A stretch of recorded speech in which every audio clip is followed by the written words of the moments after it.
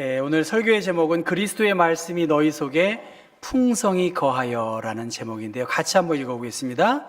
그리스도의 말씀이 너희 속에 풍성히 거하여. 그리스도의 말씀이 너희 속에 풍성히 거해야 된다, 그렇게 말씀하십니다. 그것이 본문인데 골로새서 3장 11절의 말씀 보면 그리스도는 오직 그리스도만이 모든 것이다. 모든 것 안에 그리스도가 계시다. 그래서 개역성경 그대로 읽어보면 오직 그리스도는 만유시요 만유 안에 계시니라, 그렇게 말씀하십니다. 오직 그리스도가 모든 것의 모든 것이다. 지금 골로새 교회에 많은 어려움과 문제가 있었고 갈등이 있었지만 그 문제의 해결책, 그 문제 가운데에는 우리가 그리스도를 더 알고 그리스도의 풍성함을 깨달아야 한다. 그것이 연결될 것이라고 봅니다. 그리스도의 말씀이 너희 속에 풍성히 거해야 한다. 갈등과 어려움이 있고 번뇌가 있고 힘든 많은 삶의 문제 가운데에서 성경은 우리에게 그리스도의 말씀이 너희 속에 풍성해야 한다, 그렇게 말씀하십니다. 모든 것 위에 모든 것이 되어주시는 주님, 그 주님이 나의 구원자이시고 생명의 주인이시기 때문에 그 다음 12절 너희는 하나님이 택하사 거룩하고 사랑받는 자처럼 긍휼과 자비와 겸손과 온유와 오래 참음으로 옷 입으라는 거예요. 하나님의 전신갑주로 무장하라. 구원의 투구와 성령의 검, 곧 하나님의 말씀을 가지라. 이러한 말씀이 있듯이 지금 5가지 신앙생활에 혹은 사회생활에 덕목을 말하는데 긍휼을 베푸는 것, 자비를 베푸는 것, 겸손한 것, 온유한 것, 오래 참는 것, 이 5가지의 덕목으로 옷 입는 것이 모든 것에 모든 것이 되어주시는 그리스도를 아는 성도의 모습이다, 그렇게 이야기합니다. 그 다음 누가 누구에게 불만이 있거든 서로 용납하여 피차 용서하되 주께서 너희를 용서하신 것 같이 너희도 서로 용서해라. 그리고 이 모든 것 위에 사랑을 더할 때에 그것이 너희들이 온전해질 수 있다. 그리스도의 평강이 너희 마음을 주장하게 하라. 너희는 평강을 위하여 한 몸으로 부르심을 받았다. 한 몸으로 부르심을 받은 골로새 교인들, 다투고 당짓고 싸움하지 말아라. 그리고 너희들 감사하는 사람이 되라, 그렇게 말씀하십니다. 그 다음 16절 말씀인데요, 여러분 같이 한번 읽어볼까요? 그리스도의 말씀이 너희 속에 풍성히 거하여 모든 지혜로 피차 가르치며 권면하고 시와 찬송과 신령한 노래를 부르며 감사하는 마음으로 하나님을 찬양하고 또 무엇을 하든지 말에나 일에나 다 주 예수의 이름으로 하고 그를 힘입어 하나님 아버지께 감사하라 라고 말씀하십니다. 하나님의 선택을 받은 사람, 하나님의 많은 사랑을 받은 그러한 성도답게 그리스도인들이 생활 속에서 뭔가를 보여주어라, 그렇게 말씀하십니다. 마귀의 관계, 마귀의 대적, 그것을 대적하기 위해서는 하나님의 전신갑주로 무장해야 된다. 서로 친절하게 하며 불쌍히 여기며 서로 용서하기를 하나님이 그리스도 안에서 너희를 용서하신 것 같이 용서하라는 거예요. 하나님의 택한 백성답게 우리가 덕 있게 감사하고 또 용서하고 사랑하며 인내하며 감사하며 살고 싶어요. 그런데 이게 잘 안 되잖아요.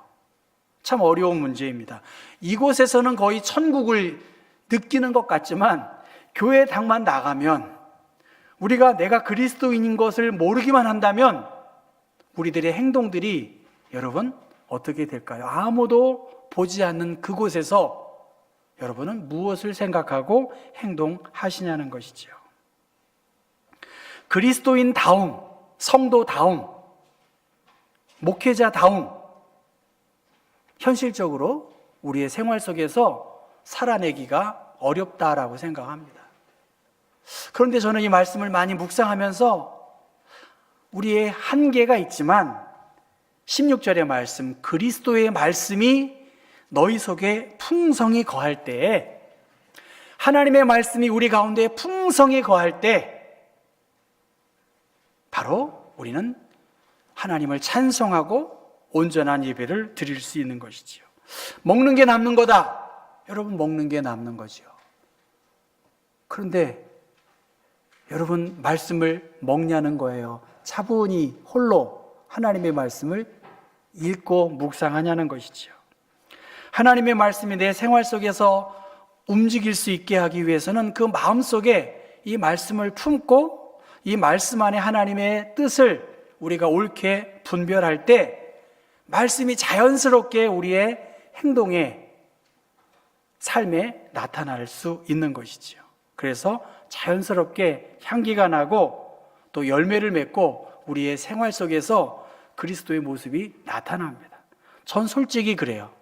우리가 교회 다니지 않는 사람과 무엇이 다를까? 여러분 어떻습니까? 정말 우리가 저들과 다른 게 무엇일까? 여러분 우리의 생활 속에서 정말 자신 있게 내가 그리스도인이라고, 내가 목사라고, 내가 장로라고 말할 수 있냐는 거죠. 내가 권사라고 말할 수 있냐는 거예요. 하나님의 말씀이 내 마음속에 충만하게 거해서 나이가 들고 병이 들고 시련이 와도 세상 사람들과 좀 달라져야 되지 않겠냐는 것이죠. 그리스도의 말씀이 풍성히 거해야 한다. 그리스도가 하신 말씀, 그리스도에 관한 말씀, 그리스도께서 우리에게 주신 이 말씀이 있냐는 것이죠. 12사도가 모든 제자를 불러 이르되 우리가 하나님의 말씀을 제쳐놓고 접대를 일삼는 것이 마땅하지 아니하다.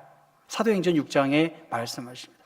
내가 말씀과 기도에 전념해야 될 테니까 너희들이 다른 일들은 너희들이 해라. 말씀을 제쳐놓고 있었다는 것입니다. 그런데 하나님의 말씀이 왕성하니까 예루살렘에 있는 제자의 수가 더 심히 많아졌다는 거예요. 교회의 부흥, 그냥 축복만 강조했다고 그 교회가 부흥되는 거 아니에요, 여러분.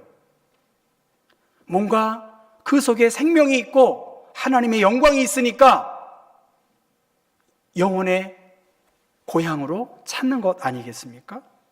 말씀을 제쳐놓고 비본질적인 것에 마음을 쏟고 있으면 점점점 약화될 수밖에 없고 그곳에 하나님의 임재를 찾기 어렵습니다. 하나님의 말씀, 그리스도의 말씀이고 사도들이 전해준 말씀, 사도행전 10장 말씀 보면 만유의 주 되신 예수 그리스도로 말미암아 화평의 복음을 전하사 이스라엘 자손들에게 보내신 말씀 곧 요한이 그 세례를 반포한 후에 갈릴리에서 시작하여 온 유다에 두루 전파된 그것을 너희도 알고 있지 않느냐. 그 알고 있는 하나님의 말씀을 마음에 깊이 새겨야 한다는 거예요. 말씀이 육신이 되어 우리 안에 거하신, 우리가 그의 영광을 보고 예수 그리스도를 통해서 하나님의 은혜와 진리가 나타난 그 그리스도 자신을 우리 마음속에 받아들일 수 있는 사람이면 자연스럽게 5가지의 덕목을 드러낼 수 있다는 것입니다. 무엇을 하든지 말에나 일에나 다 주 예수의 이름으로 하라는 거예요. 여러분이 교회를 위해서 수고하고 애쓴 것, 하나님의 영광을 위해서 주님을 대신하여 주님의 대리인으로 한 것처럼 이것을 주님께 영광을 돌려야 되지 않겠습니까? 무엇을 하든지 말이나 일에나 주 예수의 이름으로 소명의식을 가지고 책임의식을 가지고 성실하게 정으로 마땅히 한 것, 그것이 우리가 주님 앞에 놓을 수 있는 그러한 모습이겠지요. 무엇을 하든지 그리스도로 옷 입은 사람답게 자연스럽게 오른손이 하는 일을 왼손이 모르게 하는 것처럼 그렇게 그리스도의 사랑이 우리 가운데 풍성히 거하고 그리스도의 말씀과 성령의 역사하심이 우리 가운데 넘쳐난다면 여러분은 어떨까요? 좀 다르지 않겠습니까? 너희 속에, 이 말은 개인적인 차원에서는 너희의 마음속에 그렇게 해석할 수 있고요, 공동체적인 차원에서는 너희들 중에 그리스도의 말씀이 풍성해야 된다.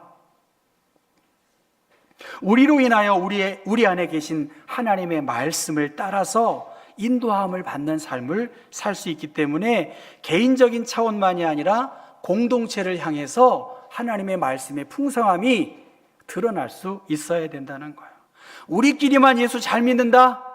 그거 가지고는 부족하다는 거예요. 그 교회는 부흥할 수 있고, 그 교회는, 그 집단은 잘 될지 모르지만 전체적인 한국 교회에서는 쉽지 않습니다. 한국 교회가 신뢰도를 회복하기 위해서, 우리 경복교회가 신뢰도를 회복하기 위해서 세상 속에서 함께하는 교회, 지역과 함께하는 교회, 믿음을 삶 속에서 실천하고 가난하고 소외된 사람들과 함께하는 교회, 하나님의 나라를 세상 속으로 보여줄 수 있는 교회, 그러한 교회가 될 때 말씀의 풍성함이 자연스럽게 나타나서 우리끼리의 교제가 아니라, 우리끼리의 사귐이 아니라 다른 사람들을 헤아리고 나와 좀 다를 수 있지 않겠습니까? 여러분, 나와 다를 수 있어요. 나만 오를 수 없지 않습니까? 그러한 사람들을 헤아릴 수 있는 그러한 그리스도인이 되어야 한다는 거예요. 삼손 시대에, 삼손의 다음 사사는 엘리입니다. 엘리 제사장. 그 시대는 영적으로 암흑의 시대예요. 여호와를 알지 못했음에도 불구하고 엘리의 두 아들 홈니와 비느하스는 예배를 인도하고 있어요. 그런데 그는 하나님을 알지 못했어요. 하나님을 알지 못하면서 하나님의 일을 하고 있었습니다. 그러니까 그들에게는 재물이 그들의 배만 채우는 것이고, 성전에 수종드는 여인들과 부적절한 관계도 맺고, 예배가 아닌 거예요. 자기의 소견대로 옳게 행했기 때문에 하나님께서 행하신 대로 갚는다는 이러한 말씀을 소홀히 여긴 거예요. 여호와를 경외함이 없기 때문에 점점 멸망에 빠질 수밖에 없었다는 것이죠. 그러한 가운데에서도 어린 사무엘은 여호와와 사람들에게 은총을 더욱 받았다라고 말합니다. 온 이스라엘이 사무엘 저 사람은 하나님의 사람이구나 라고 인정했다는 거예요. 그래서 사무엘상 3장 21절의 말씀 보면 여호와께서 실로에서 여호와의 말씀으로 사무엘에게 자기를 나타내셨다. 하나님의 말씀으로 사무엘에게 나타냈다, 그렇게 말합니다. 그러니까 사무엘은 어렸을 때부터 하나님의 음성을 들었고요, 하나님이 어떤 분이신지를 알았기 때문에 그가 제사장으로, 예언자로, 왕으로 흠이 없이 사무엘만한 예언자, 왕 같은 리더가 없었습니다. 어떻게 함부로 하나님의 음성을 듣고 하나님을 아는 사람이 함부로 행할 수 있겠습니까? 그는 하나님의 음성을 듣고 내가 순종하겠다라고 그렇게 말씀하고 있습니다. 사도행전 1장 5절의 말씀 보면 요한은 물로 세례를 베풀었으나 너희는 몇 날이 못되어 성령으로 세례를 받으리라. 우리가 성령의 인도함을 받는다는 것은 우리의 육신적인 생각들을 죽이는 것이지요. 오직 성령이 너희에게 임하실 수 있는 것은 하나님의 권능을 힘입어 우리는 예루살렘과 온 유대와 사마리아와 땅끝까지 이르러 증인이 될 수 있고, 그 성령의 충만함을 받은 사람들이 하나님의 능력을 드러낸 것입니다. 여러분, 강수연이라고 하는 배우가 최근에 별세했습니다. 그의 사생활을 저는 잘 몰랐어요. 그냥 영화는 기억하고 있고요. 그의 죽음을 소개한 김태근이라고 하는 작가 겸 시인이 이 강수연 씨에 대한 죽음을 이렇게 말합니다. 배우 강수연의 큰 눈에는 도도한 슬픔이 담겨 있었다. 눈에는 가냘프지 않았고 아름다움은 가볍지 않았다. 그래서 범접하기 어려웠다. 초봄의 상큼한 도발과 늦가을의 처연한 순응이 깃들여 있었다. 강수연은 그런 자신의 이미지를 잘 읽어내는 배우였다. 강수연은 월드스타의 명성을 함부로 팔지 않았고 영화 밖에서 망가지지 않았다. 지혜롭고 강했다. 첩고 또는 은돈마저 계산된 것이라 여겨질 만큼 자신을 철저히 관리했다. 그래서 듬직했다. 그렇게 그는 한국 영화의 자산이 되었고 우리네 자부심이 되었다. 외국에 기품 있는 여배우 소식을 접할 때마다 은근히 강수연이 떠올랐다. 그래, 우리에게는 그런 배우가 있어. 그렇게 강수연의 삶을, 그의 죽음을 추모했고 그의 죽음을 통해서 우리의 삶이, 또 우리의 맞을 죽음이 어떠해야 하는지를 알게 했습니다. 사랑하는 성도 여러분, 제가 왜 굳이 이 중요한 시간에 강수연 배우의 삶을 말했을까요? 정말 우리에게는 그리스도인다운 모습이 있어야 되지 않겠는가, 그렇게 생각을 합니다. 이렇게 사는 것이 그리스도이냐? 그리스도의 명예와 그리스도의 이름이 내 앞에 있다. 어떻게 함부로 말하고 함부로 행동할 수 있겠습니까? 나이가 적거나 나이가 많거나 전 우리 교우들 가운데 제가 존경하는 마음이 있는 분들이 있어요. 다는 아니에요. 정말 저분은 참 존경스럽다. 저 학생은 정말 존경스럽다. 그의 삶이 저를 부끄럽게 하고 스승처럼 생각하게 될 때가 있습니다. 저 노인이 빵과 그 숲을 놓고 기도하는 거 존경할 만한 사람 아닙니까? 저 만종의 그림 앞에 그 생명이 죽어간 그 아기 앞에 부모가 기도하고 있잖아요. 저들이 우리의 신앙의 스승들 아닐까, 그렇게 생각합니다. 소천하신 우리 교우들, 제가 오솔길을 오고 가면서 그분들을 다시 한번 생각합니다. 경복의 어른들, 저도 생각해요. 적어도 제가 아는 범위 내에서 하나님의 나라에서 이 교회를 바라보고, 하나님의 나라에서 이 교회를 바라보고 저를 바라볼 때 그분들을 생각하면 부끄럽기도 하고 고맙기도 하고 감사하기도 해요. 왜냐하면 그들은 우리들의 스승이기 때문인 것입니다. 신앙의 좋은 흔적, 삶을 통해서 보여주신 귀한 스승들이 우리 교회에는 많이 계십니다. 십자가의 은혜, 하나님의 사랑을 우리가 헛되이 받지 말아야 합니다. 망가지면 안 된다는 거예요. 여러분, 망가지기 쉽지 않습니까? 흐트러지기 쉬워요. 저도 솔직히 인간적인 감정에서는 어떻게 표현해야 될까요? 에이 하고 그러고 싶은 마음이 있어요. 내가 목사할 만큼 했다. 솔직히 그런 마음 많이 들어요. 그러나 여러분들 귀한 신앙의 모습을 보면서 저 스스로 망가지지 말아야 되겠다. 함부로 행동하지 말아야 되겠다. 나에게 맡겨진 그 삶을 정말 순명처럼 받아서 끝까지 감당해야 되겠다. 그렇게 늘 다짐합니다. 어느덧 여러분 한 분 한 분이 누군가의 스승이라는 거예요. 스승이에요. 누군가 나를 바라보고 있어요. 나의 늙어가는 모습 바라보고 있어요. 내 아파하는 모습 속에서 이 어려움을 어떻게 극복할까 바라보고 있어요. 그러니까 더 조심스럽죠. 우리는 하나님의 나라를 보여주는 모델과 같은 사람입니다. 모델 보니까 어떤 모델은 넘어지기도 하더라고요. 그럼 어떻게 하나요? 다시 벌떡 일어나가지고 앞만 보고 나가지 않습니까? 우리는 그렇게 꼿꼿하고 당당하고 그렇게 기풍 있게 그리스도로 옷 입은 사람들이에요. 하나님이 날마다 우리에게 새 옷을 입어주셔요. 모델이 옛날 옷 입고 오는 모델은 못 봤죠. 그건 모델이 아니에요. 우리는 날마다 하나님께서 은혜해 주시는 그 은혜를 힘입어서 교회는 새 옷으로 갈아입고 세상을 향해 나아갈 수 있는 그러한 귀한 공간입니다. 수족관의 돌고래들이 가장 먼저 배우는 것은 여러분 죽은 생선을 먹는 것이라고 합니다. 죽은 생선. 돌고래들이 그 전에는 살아있는 생선을 먹었지만 이제 더 이상 활어를 먹을 수 없기 때문에 이제 죽은 고기를 먹이게 하기 위한 훈련을 한대요. 방법이 무엇일까요? 일주일 동안 돌고래에게 아무것도 먹이지 않는데요.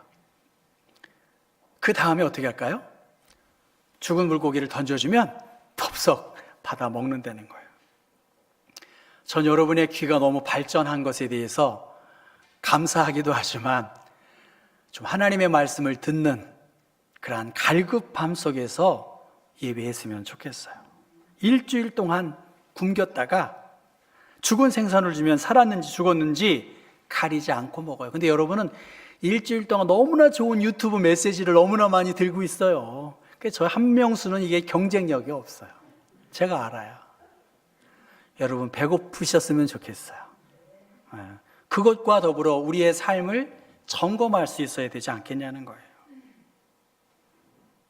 이 말을, 이 수족관의 돌고래는 무슨 말이냐면 길들여지기 쉽다는 거예요. 지금 코로나 상황에서 길들여지고 있고 우리 경복교회 예배에 길들여져 있어요. 그런데 하나님의 사람들은 도전하는 거예요. 한번 회를 먹었으면 고기도 먹어야 되고, 고기도 먹었으면 야채도 좀 먹어보고 좀 다양하게 먹어야 좀 재밌지 않을까요? 예배도 마찬가지입니다.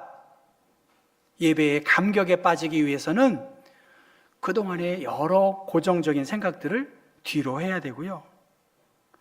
금식하고 밤을 새워 기도했던 많은 신앙의 스승들처럼 우리가 다시 한번 영적인 긴장을 늦추지 않고 신앙의 야성, 풀뿌리 같은 어떤 강인함, 세상을 대처하기 위해서 속수무책으로 주저할 것이 아니라 말이죠. 오직 그리스도는 만유시요 만유 안에 계신 분이십니다. 그리스도가 우리 교회의 중심이고 그리스도의 말씀이 나를 살리고 새로운 일들을 할 것이니 내가 이 그리스도의 말씀을 쫓아서 내 생각과 경험과 감정과 전통을 뒤로 하고 내가 부족하지만 하나님께 더 나아가야 되겠다. 여러분 흐트러지지 않기를 바라시고 정말 여러분들이 저의 좋은 신앙에 가르침을 주시고 격려해 주셔서 귀한 스승과 같은 분들이라고 생각합니다. 그리스도의 말씀이 우리 안에 풍성히 거해서 감사할 수 없는 일들이 얼마나 많아요. 원망할 일들이 얼마나 많아요. 지적할 일들이 얼마나 많아요. 그런데 저는 내가 감사하는 사람, 하나님을 시와 참회와 신령한 노래로 주님을 높이고 이 모든 것에 사랑을 더할 수 있는 그리스도인 다움을 우리 모두가 드러낼 수 있도록 힘쓰시기를 주님의 이름으로 부탁합니다. 다 함께